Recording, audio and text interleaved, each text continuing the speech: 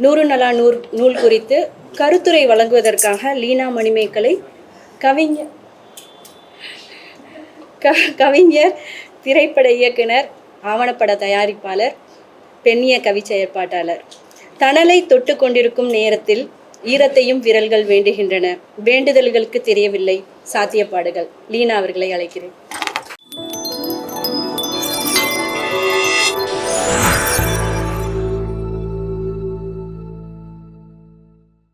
அவைக்கு வணக்கம். இந்த மாலையில் நூருன் அலா நூர் கவிஞர் நிஷா மன்சூரின் சூஃபி மெய்ஞான கவிதைகள் அடங்கிய இந்த தொகுப்பை குறித்து பேசுவதற்காக நாம் எல்லோரும் கூடியிருக்கிறோம். மகிழ்ச்சி. என்னை அழைத்த லாந்தருக்கும் கவிஞர் நிஷா மன்சூருக்கும் என் உள்ளமார்ந்த நன்றியை தெரிவித்துக் கொள்கிறேன். ஆன்மீக முக்கியத்துவம் வாய்ந்த நோன்பு என்னும் இறை வணக்கத்தின் அக அனுபவங்களை ஒரு சூஃபி மாணவனின் பார்வையிலிருந்து எழுத வேண்டும் என்கிற முனைப்புடன் கடந்த 3 வருடங்களாக ரம்லான் மாதங்களில் தினந்தோறும் எழுதிய கவிதைகள்தான் இந்த நூருன் அலா நூர் என்ற கவிஞர் இந்த தொகுப்பின் முன்னுரையில் குறிப்பிடுகிறார். லீனா மணிமேகலை ஒரு நாத்திகர். இவர் என்ன ஆன்மீகத்தை பற்றியும் மெய்ஞான கவிதைகள் குறித்தும் பேசப்போகிறார் என்று நீங்கள் நினைக்கலாம். சுயத்தை உருக்கி தன்னையே ஒப்புக் கொடுத்தல், சரணடைதல், சரண்டர், இந்த நிலையைத்தான் ஆன்மீகம் என்று நான் புரிந்து கொள்கிறேன். மதங்கள் மீது எனக்கு கடுமையான விமர்சனங்கள் இருக்கின்றது. அதை ஒரு புள்ளியில் நான் நிராகரிக்கவும் செய்கிறேன். Religion is the opium of masses என்றார் கார்ல் மார்க்ஸ். அதை லிட்ரலாக புரிந்து கொண்டால் தவறான புரிதலுக்கு அது இட்டு செல்லும். Religion is the sigh of the oppressed creature, heart of a heartless soul, and soul of the soulless. அதாவது மதம் மக்களின் துன்பத்தை, இன்னல்களை உருவாக்கும் சமூக பொருளாதார காரணங்களை மாற்றாமல் அதை சகித்து கொள்ள செய்கிறது என்கிறார். அந்த விமர்சனம் எனக்கும் உண்டு. அதே வேளையில் மெய்யியல் அனுபவத்தை நான் நிராகரித்தால் நான் கலைஞியாக இருக்கவே முடியாது. If not metaphysics, what is art? Where is art? கவிஞருக்கு மீண்டும் திரும்புவோம். அலகிலா நின் அலீஃபுக்குள் அடைக்கலமாகும் நுக்தா ஆவேன். தன்னை இழத்தலின், முற்றிலுமாக இழத்தலின் நெகிழ்வை மன்சூர் கவிதைக்குள் நிகழ்த்தி காட்டும் போதெல்லாம் திருமூலரின் அன்பே சிவம், தாயுமானவரின் அகங்கார ஒழிப்பு, ராமலிங்க சுவாமிகள் வலியுறுத்தும் அருட்பெருஞ்சோதி அனுபவம், சிவவாக்கியர் போன்ற சித்தர்கள் பேசும் உள்ளே இருக்கும் இறை என்ற தேடல், ஆண்டாளின் பித்த நிலை, காரைக்கால் அம்மையாரின் சுயத்தின் கரைதல், குணங்குடி மஸ்தான் சாஹிப்பின் இறை ஏக்கம், இது அனைத்தும் நம்மளுடைய மசில் மெமரியில் வந்துட்டு போறாங்க. ஆண்டாள் இறைவனை அடைய ஏங்குகிறார். தாயுமானவர் இறைவனை தேடி உருகுகிறார். குணங்குடி மஸ்தான் சாஹிப் தன்னையே இழக்க விரும்புகிறார். நிஷா மன்சூரிடம் அவை அனைத்தும் நவீன மனிதனின் தனிமை, உடைவு, அகத்தேடல் ஆகியவற்றோடு அழகாக கலக்கின்றன. அந்த வகையில் நிஷா மன்சூரின் கவிதைகள் நவீன தமிழ் மெய்யியல் கவிதைகள் என்ற புதிய திறப்பை ஏற்படுத்துகின்றன என்று என்னால் நிச்சயமாக சொல்ல முடியும். அதே வேளையில் அவர் ஒரு மிக முக்கியமான கேள்வியை நம் முன் வைக்கிறார். கொஞ்சம் சவால் தான். சங்கம், பக்தி, சித்தர், பாரதியார், இந்த அறிவு மரபில் குணங்குடி மஸ்தான் எங்கே? உமரு புலவர் எங்கே? தமிழ் சூஃபி மரபு எங்கே? இந்த கேள்விகள் மூலம் தமிழ் கவிதை மரபை, அறிவு வரலாற்றின் வரைபடத்தை நிஷா மன்சூர் தன் படைப்புகளின் மூலம், அந்த படைப்புகளில் வைக்கிற அந்த கேள்விகளின் மூலம் விரிவுபடுத்துகிறார். 1000 நபிமார்கள் இருந்தும் ஏனில்லை வாப்பா ஒரு பெண் நபி என்று கவிஞர் H.E. ரசூலின் கவிதையில் கேள்வியாக உருக்கொள்ளும் ஒரு மகளின் குரல். ஐயாவும் சொன்னாரு, நான் வச்ச நோன்பெல்லாம் என்னையே நினைச்சிட்டு இருக்கு என்று நிஷா மன்சூரின் கவிதையில் மகளின் இறை நேசமாக வெளிப்படுகிறது. மைக்குட்டிகளுக்கு ஏன் இல்லை ஜனாசா தொழுகை? விடுதலை இறையலை ஹெஜி ரசூல் கவிதைகள் முன்வைக்கன என்று எடுத்துக்கொண்டோம் என்றால், வழக்கமான நாட்களில் அம்மா நோர்க்கும் நோன்பு 2 நோன்புக்கு நிகரானது எனில், நோன்பில்லாத நாட்களில் அம்மா நோர்க்கும் நோன்போ 5 நோன்புக்கும் மிகையானது என்று நுட்பமாக விவரிக்கும் மன்சூரின் கவிதைகள் மெய்யுணர்வின் இறையியலை நம் முன்வைக்கின்றன. இருவருமே ஒரு முஸ்லிம் குடும்பத்தின் உள்வெப்பத்தை கவிதைக்குள் கொண்டு வருவதில் மிக முக்கிய பங்காற்றுகிறார்கள். நிஷா மன்சூர் ஒரு படி மேலே போய் இஸ்லாமியர்கள் புழங்கும் அரபு சொற்களுக்கு இலக்கிய அந்தஸ்தை கொடுத்து தமிழாக்குகிறார்.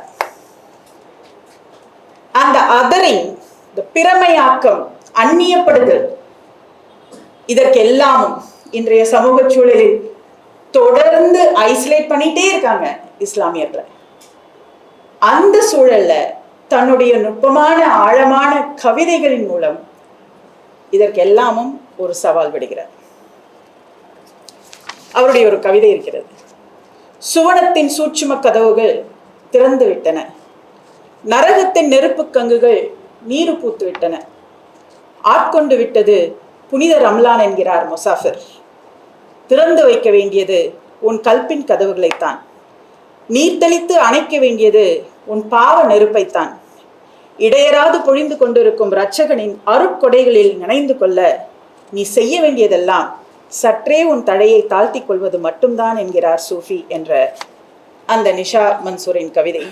இதை படிக்கும்போது சூஃபி பெண் கவிஞர் ராபியா அவருடைய ஒரு கவிதை எனக்கு நினைவுக்கு வருது. நரகம் பற்றிய பயத்தில் உன்னை வணங்கினால் என்னை நரகத்தில் தீயிலிடு, சொர்க்கத்தின் மீதான ஆசையில் உன்னை வணங்கினால் சொர்க்கத்தில் வைத்து என்னை பூட்டிவிடு, உன்னை உனக்காக மட்டுமே வணங்குவேன் என்றால் உனது முடிவில்லாத அழகை எனக்கு மறுத்து விடாதே. ஈராக் நாட்டின் ராபியாவும் நமது ஆண்டாலும் ஒரே காலகட்டத்தில் வாழ்ந்திருக்கிறார்கள், எழுதியிருக்கிறார்கள், பக்தி இலக்கியம் படைத்திருக்கிறார்கள் என்று அந்த தகவலை தெரிந்து கொண்ட போதே பிரமிப்பாக இருந்தது. நிஷா மன்சூரின் இந்த கவிதை தொகுப்பு 100 நலா 100 அந்த தொகுப்பின் முன்னுரையில் சூஃபி இலக்கியம் பற்றி, இது சூஃபிசம் பற்றி ஒரு அறிமுக கட்டுரையை இணைத்துள்ளார். ஆனால் அவருடைய கவிதை தொகுதியை வாசிக்கும் முன் அவருடைய கட்டுரை தொகுப்பான விடுதல்களும் தேடல்களும் அந்த தொகுப்பை வாசிப்பதற்கு நான் பரிந்துரைக்கிறேன். அதை வாசிக்கும் போது என்ன தயார் செய்யறாரு, என்ன பல விஷயங்களுக்கு கவிஞர் தயார் செய்யறார். ஸோ ஒரு முழுமையான மன தயாரிப்புக்கு இந்த கட்டுரை தொகுப்பை வாசிப்பது அவருடைய கவிதைகளை மேலும் அணுக்கமாக உணர்வதற்கு நமக்கு உதவும். அந்த கட்டுரை தொகுப்பில் ஒரு கட்டுரை இருக்கு, ரூமியின் வரிகள் வழி பிரபஞ்சத்தை வாசித்தல். இந்த கட்டுரையில மகாகவி பாரதியையும் ரூமியையும் ஒப்பிட்டு கவிதைக்கும் சூஃபி கவிதைக்கும் இருக்கும் வித்தியாசத்தை விளக்கி இருப்பார் மன்சூர். காணி நிலம் வேண்டும், பராசக்தி காணி நிலம் வேண்டும். இந்த பாரதியின் கவிதையை உங்களுக்கு எல்லாருக்கும் அறிமுகம் இருக்கும். அந்த கவிதையை நுட்பமாக விவரிச்சுட்டே போறார். அப்படியே போய் ஒரு ரூமியோட கவிதையில முடிகிறார்.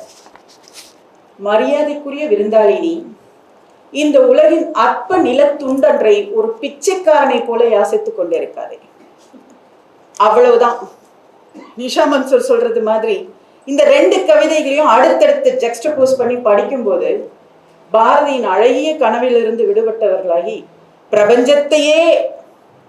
பிரபஞ்சம் இந்த முழுவதும் நமது அப்படிங்கிற உணர்வுக்கு இந்த ரூமி கொண்டு வந்தார். ஸோ பாரதியில ஆரம்பிச்சு ரூமியில முடியுது, கவிதையில ஆரம்பிச்சு இது சூஃபி கவிதை முடியுது.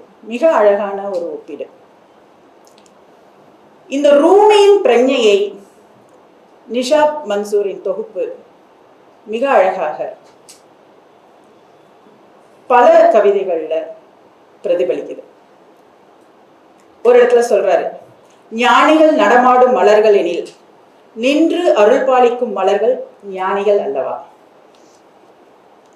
இன்னொரு இடத்துல சொல்றாரு, நம்ம ஐயா கூட சொன்னாரு, தலைப்பிறை உன் உதட்டில் ஒளிர்கிறது மகளே. இறை உள்ளதா இருக்கு, இறை நமக்குள்ளதான் இருக்கு அப்படிங்கிறத மீண்டும் மீண்டும் மீண்டும் அவருடைய கவிதைகள் நமக்கு சொல்லிட்டே இருக்கு. பிறை நிலவு வளர வளர இறை அண்மை நுகர நுகர இல்லத்தை சுவனமாக்குகிறது ரம்லானின் நூல். எல்லா சலாம்களும் பதில் குறித்தவை அல்ல. இது ரொம்ப பியூட்டிஃபுல்லா இருந்தது இந்த லைன். எல்லா சலாம்களும் பதில் குறித்தவை அல்ல, பசி குறித்தனவாகவும் இருக்கலாம். இதயத்தின் நெருப்பு மற்றும் கண்களின் நீரால் உன் ஆன்மாவுக்கான ஆகாரத்தை தயார் செய். இந்த தொகுப்பு முழுக்க இந்த மாதிரியா நிறைந்திருக்கிற இந்த வரிகள் ரூமியினுடைய ஈரத்தையும் கதகதப்பையும் மீண்டும் மீண்டும் மீண்டும் உங்களுக்கு தந்துட்டே இருக்கு வாசிக்க வாசிக்க. இறுதியாக தொகுப்பிலிருந்து ஒரு கவிதையை முழுமையாக வாசிக்க இந்த அவை என்னை அனுமதிக்க வேண்டும். என்னுடைய தொழில் சினிமா. சினிமாவை நான் கவிதையின் நீட்சியாக, அதனுடைய எக்ஸ்டென்ஷனாக தான் நான் கற்றும் புரிந்தும் கொள்கிறேன். கவி மனம் இல்லை என்றால் சினிமா நுண்கலையாக நமக்கு கைவரவே வராது. மன்சூரின் இந்த பர்டிகுலர் போயம் எனக்கு காட்சிகளா மட்டும்தான் விரைஞ்சது. 64ஆம் பக்கம். அடுத்து நீங்க அந்த புக்ல எடுத்து பார்க்கணும்னா உங்களுக்கு வசதிக்காக சொல்றேன். முன் சஃபின் வரிசையிலிருந்து தொழுபவர்களை விலக்கி கொண்டு வெளியே வருகிறான் ஒரு சின்னஞ்சிறுவன். நான் படிக்கும்போது உங்களுக்கும் காட்சியா விரியலாம். ஹவுலின் அருகில் உள்ள தண்ணீர் குழாயில் ஒரு டம்ளர் படித்தவன் மீண்டும் அனைவரையும் முண்டிக்கொண்டு முதல் சஃபுக்கு விரைகிறான். தொடர்ச்சியான விக்கல்களுடன் தொழுது கொண்டிருக்கும் முதல் சஃப் தொழுகையாளியிடம் தண்ணி குடிங்க மாமா என்கிறான். ஒரு ஒடுங்கிய டம்ளரில் ததும்பிக் கொண்டிருக்கிறது அளவிலா அருளாளனின் பேரருள். ஹாஃபிலின் ஓதுதல் தடைபடுகிறது ஒரு நொடி. விக்கல் தொழுகையாளியின் கண்களில் திடுமென ஒரு நடக்கம். என முகம் நோக்கி தன் விரல்கள் அளாவிய நீரை நீட்டிக்கொண்டே இருக்கிறான் அந்த சிறுவன். சலாம் கொடுத்ததும் விக்கல் தொழுகையாளி கட்டி இணைத்து அவன் நெற்றியில் முத்தமிடுகிறார். சட்டென நின்று விடுகிறது விக்கல். பறக்க பொருந்திய டம்ளர் நீரை தொழுகையாளிகள் அனைவரும் ஆளுக்கு ஒரு மிடறு அருந்தி சிறுவனை முத்தி முகர்கின்றனர். 100 முத்தங்கள் பெற்ற நெற்றியுடன் அல்லாஹு அக்பர் என நேரடியாக சஜ்தாவுக்கு செல்கிறான் சிறுவன்.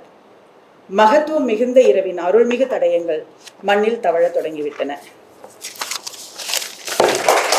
நிஷா மன்சூர் தமிழ் கவிதை பாடியது ஒரு நண்பர். நன்றி. மிக்க நன்றி லீனா. அடுத்து நூறு நலா நூறு குறித்து சிறப்புரை வழங்குவதற்காக